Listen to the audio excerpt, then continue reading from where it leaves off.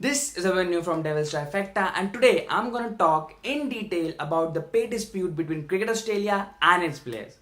Now, there's a lot of confusion regarding this as to what is Cricket Australia's stance, what is the stance of the players, and what are the points of disagreement between the two parties.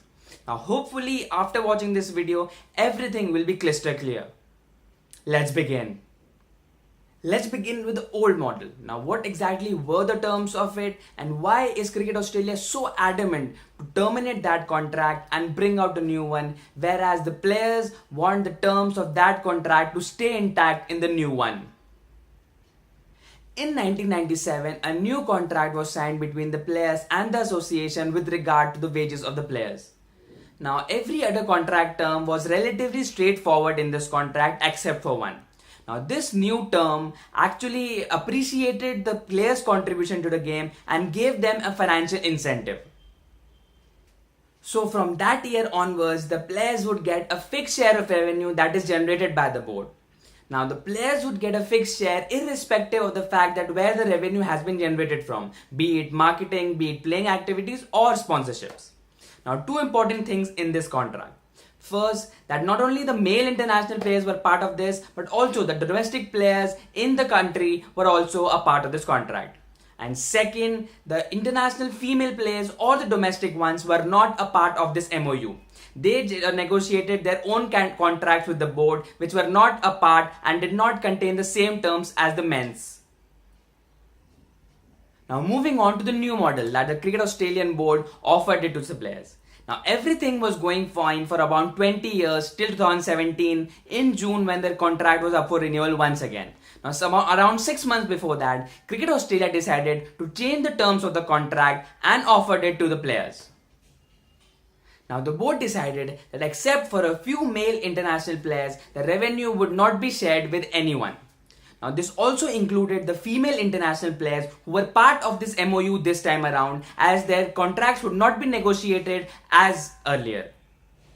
Now, this was an extremely controversial change in the contract, and one which was pretty obvious that it would not go down well with the players or the association.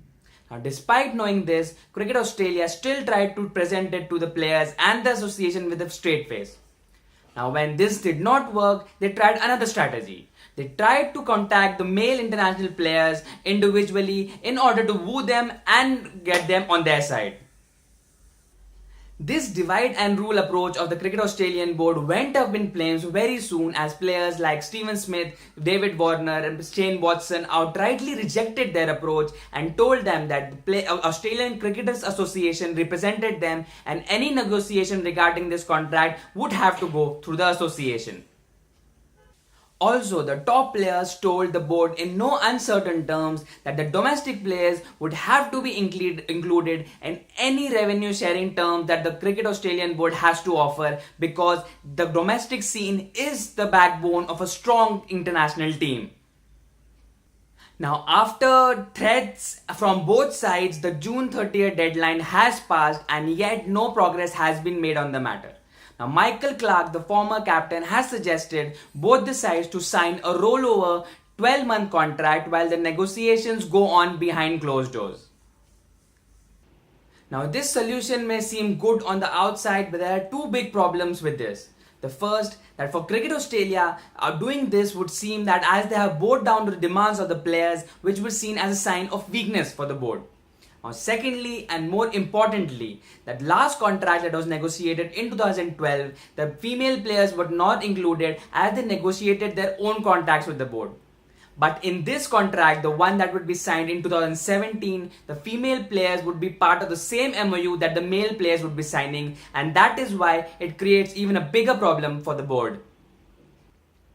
Now, negotiations have been going on for around 6 months and yet no progress has been made on the matter.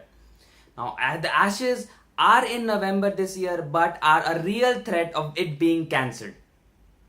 Now, Cricket Australia would want to make sure that the negotiations go on smoothly and are conducted before the Ashes, but they are bound not to bow down before the wishes of the players. Now, Steven Smith, the Australian captain, has said that any revenue sharing model in the new contract would have to include the domestic players. Now this increases the tension between the board and the players as no one is yielding to the new contract. Now, Ashes is a historic event and is watched with intent from cricketing fans around the world, which are not limited to England and Australia. So hopefully this saga unfolds real soon and ends up with a compromising solution between the board and the players, as this has rocked Australian cricket from top to bottom. Hopefully this video cleared any doubts that you had regarding the Australian cricket bay dispute. Now if you liked the video, please press the button on the left, and if you are new to the channel, please press the red button on the right. Until next time, this is goodbye.